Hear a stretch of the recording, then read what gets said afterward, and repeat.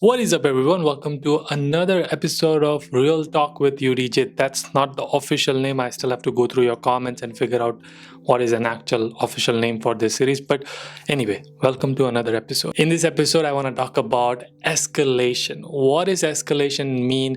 How does escalation work in corporate world, and who escalates and why people escalate in corporate and professional world. Let's start with the definition of escalation. What does that escalation word even mean?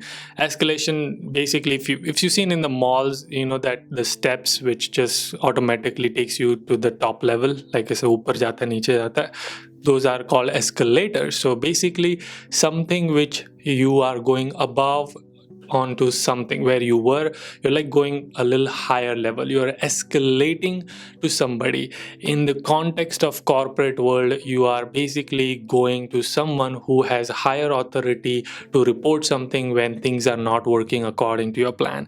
If it doesn't make sense, I'm going to explain you to make you understand what this escalation mean in a very real world example and a layman terms. So let's say you have a brother or a sister or cousin, friends or friends, just cousins or friends. When you are playing with them and something happened and your brother or a sibling or your friend did not do things according to your wish, or they went and did something bad to you, what do you do at that point of time? You basically go to your parents or you go to their parents. So that action itself, when you are going to their parents or to your parents, that is called escalation. Why? Because you don't think that the person is going to listen to you, and the person is not listening to you. A person has done something bad to you.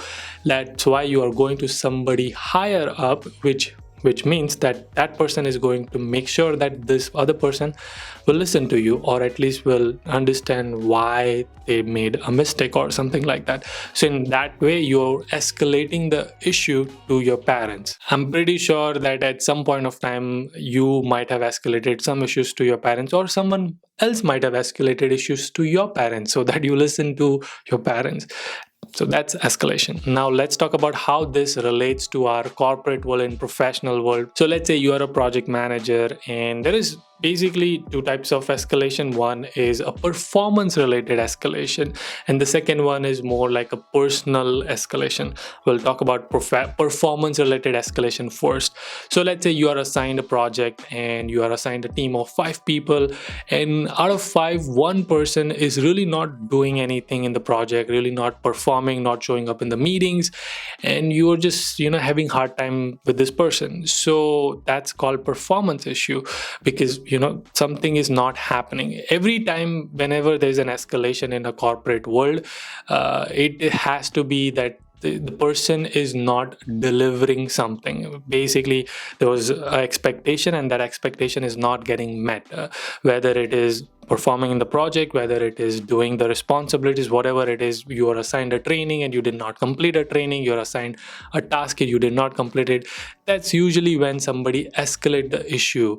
Who do people escalate the issue to? People escalate the issue to the direct supervisor of the person who's not doing the work. In each company, wherever you work, you will have a direct supervisor or a manager, and unless obviously you're a founder or a CEO, that's a separate story. Typically, people will go to your manager to complain about things which you are not doing it. Coming back to my example of project manager, you are a project manager. This person is not showing up in the meetings, not performing according to the expectation.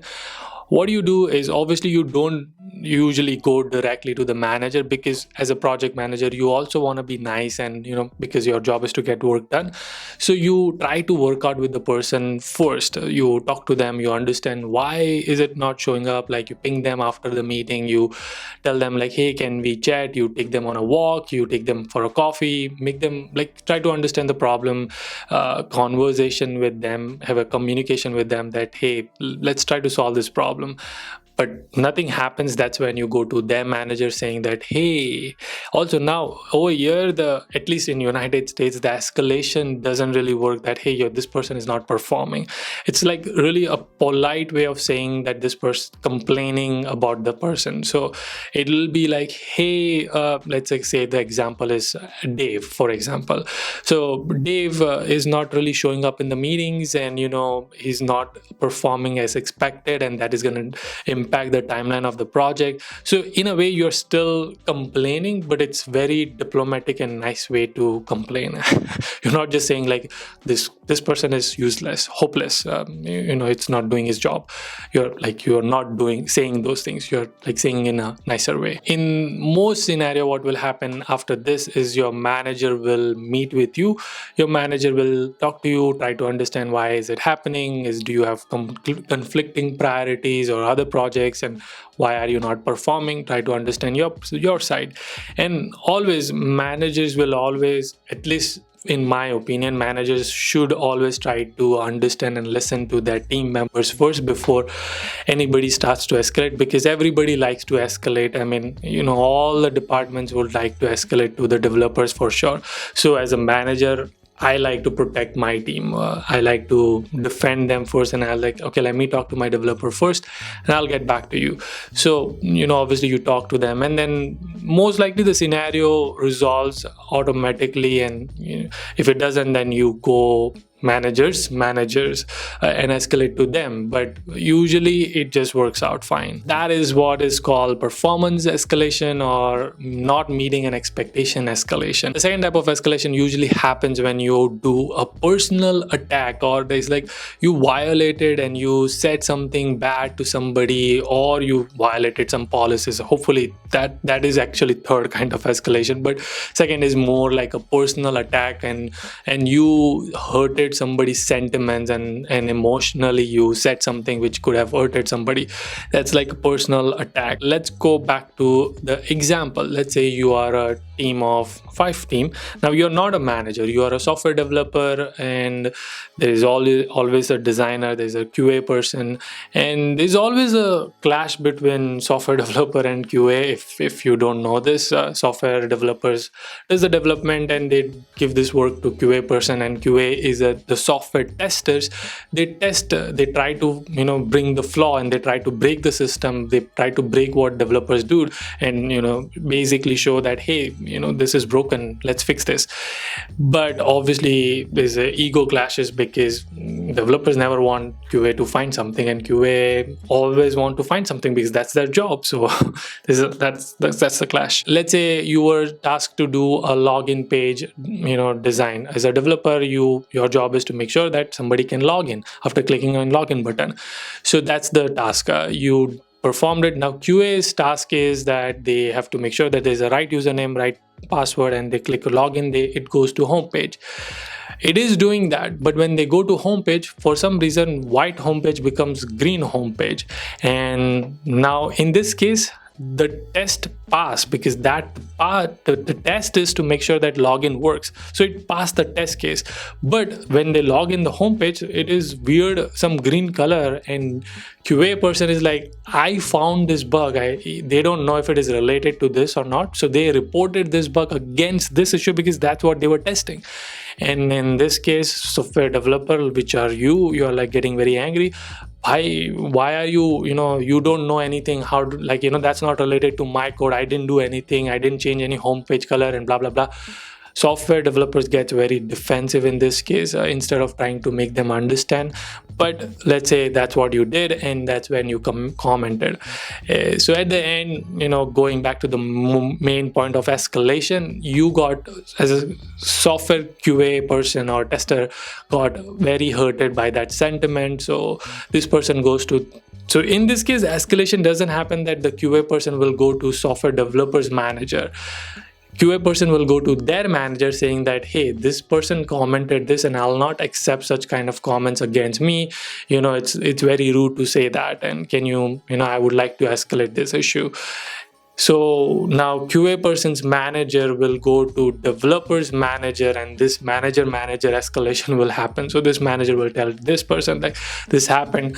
In some cases, they all four will meet together and try to understand and resolve the problem. In some cases, the developer's manager will talk to developer and they will figure it out, and then they will kind of apologize to tester and make sure that it doesn't happen again. So anyway, so that's the concept of escalation. There's a third type of escalation, which I said which is where you violated some company's policy and HR is now escalating against you, or someone is escalating to HR saying that, hey, this person is, taking video recording of me in office without asking any permission. So you're violating something. So that is an escalation to you. So that's what the word escalation means. And I really hope that you don't deal with escalation. Nobody's escalating against you. Nobody's escalating to you. As a manager, I know how hard it is to deal with such type of escalation.